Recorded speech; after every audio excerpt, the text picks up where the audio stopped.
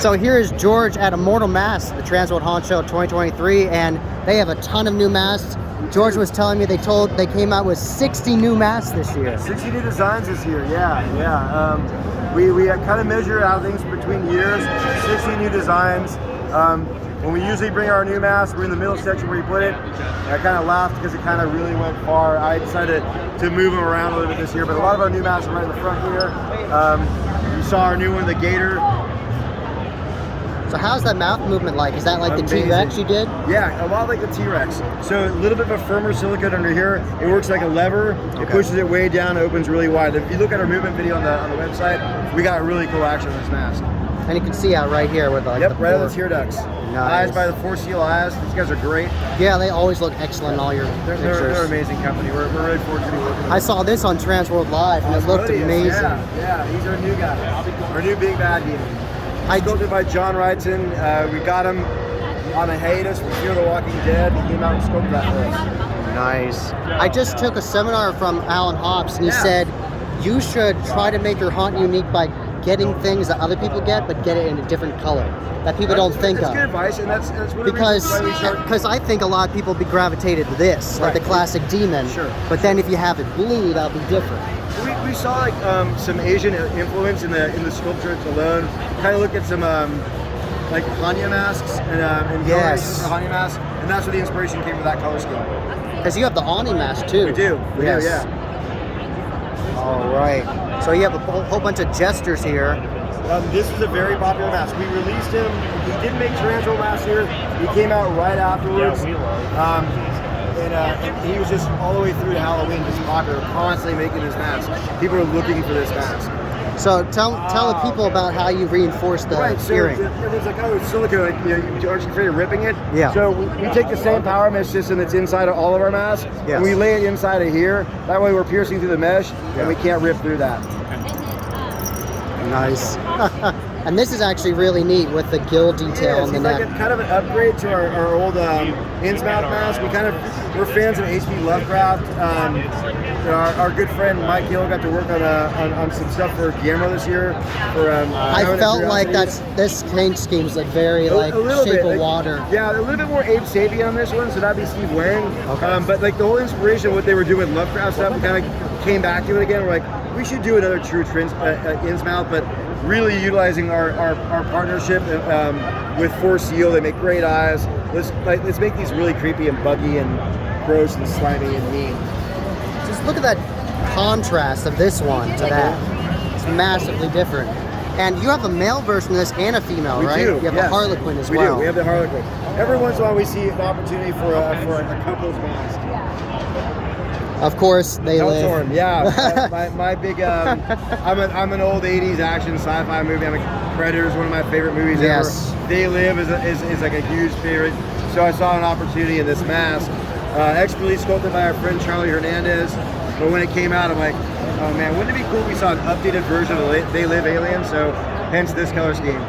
Brian Dembski loves this. Really? Yeah, he's sharing it all the time. That's great. But this, I talked about this on my channel. Yes. I just saw pictures. I'm so happy I finally get to see it in person. Jersey Devil? Yeah, but tell people about these horns. What are they made out of? The horns were actually 3D printed. They're made out of a material called Flex Foam at 17, which is a urethane skin foam. So they're semi-flexible, impact resistant, and they're light. Now, which variant? My favorite variant is the Hellskin. Which one is your favorite out of them? I like the dark. I'm gonna see this guy. After Transworld, I'm gonna see this guy also done with a dark mane. He's kind of a favorite of mine. I also like this one.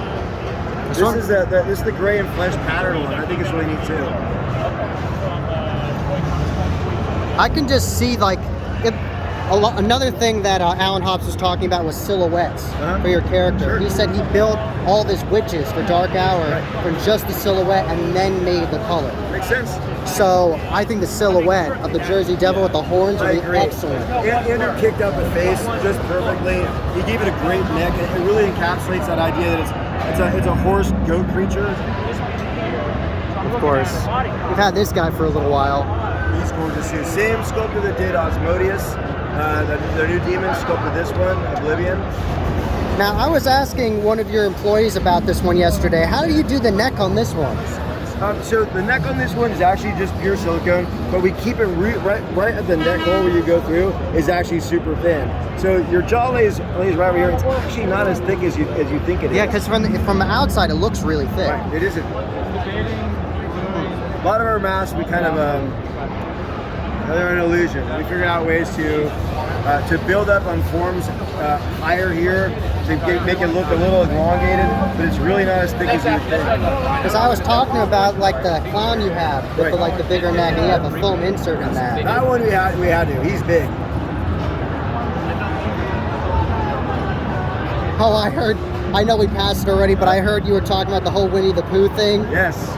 How do you do that? Is it like a public domain now? Or yeah, so Winnie the Pooh fell in a public domain, the character itself. Yeah. And Disney had it for a long time, but it's over, I forget how many years old, and so we sculpted a mask. It was never intended to be Winnie the Pooh. No. Yeah, it was just, we were developing a line of characters called the Funsies. Yeah. There are living cartoon characters. Yes.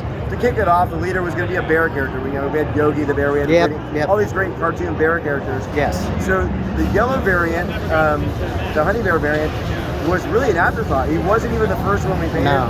The first one was brown, then we did a panda. Yeah. And then a pale one, and then we did the yellow one. So a group of filmmakers in England had actually bought masks for movies that they had done before from us.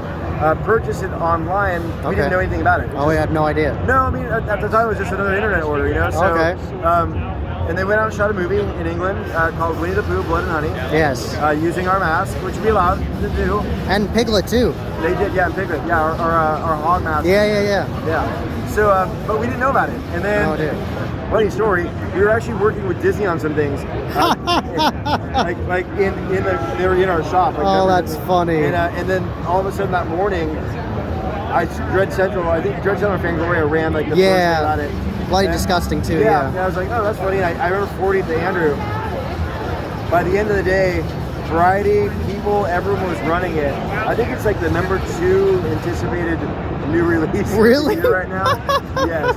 So great on them. I'm happy working out for them. How do you do the licensing though? Because you guys made it. So we're working that out. So it's our IP. But we allow fair use in film and media and promotion of that. Okay. And then for sales, marketing, merchandising, it's kind of like Stream. It's a split license. Okay. Cool. So you've had this for a long time, with the Frenzy, right? Yep. I remember the first time I saw this. I saw people using it in their greenhouse, and I tried it on, and I was like, "This is so wild." We did the fly trap variant. Yeah, it was just a big. I think a lot of times we have masks that we call it experiment. Okay. Sometimes it's the design, sometimes it's the form. This one was to hide an inner mouth inside a bigger mouth, and use the fact that you can nod your head to open and close the bigger mouth, while your mouth powers this, and your eye holes rest here, but hidden right behind this row of teeth. Yeah. This is the Ani I was referring to earlier. Yes. I'm a fan of Japanese art. This was an earlier mask where I pitched it to Andrew. I said, "What if we did like a living Anya mask?" Is this foam? It is. Okay. Now I see you guys a lot of the time when I see your teeth on your mask. I never know if they're silicone or acrylic. Different choices. Sometimes we're gonna cut them out and patch them in. Sometimes it's a whole row of teeth. Like these ones are all silicone and they're patched in after the fact. Sometimes they're bigger, so they need to be very individual. Those might be acrylic. Which ones do you think last longer, like longevity-wise with haunting? I mean, it all depends on how you take care of your mask, no matter what. I wish I could give you a generic answer, because I'd probably say, ones that are built in. But then they might go rip them out. Yeah, that's true. So I think it always comes down to how to take care of it. I've seen people with masks with glue-in teeth, acrylic teeth, last them for years without ever losing a tooth. They're easy to fix up. Okay. Cool. So, of course, everybody, check out Immortal Masks. Thanks, guys. And tell everyone your website and your social media. So, Immortal Masks, everything. So, Immortal Masks on Facebook, TikTok, Instagram, immortalmasks.com on the internet. You can order directly from there. All my paths lead back to my website. That's where you can order from. So even on my socials, check the links in the bios. Awesome. Thank you.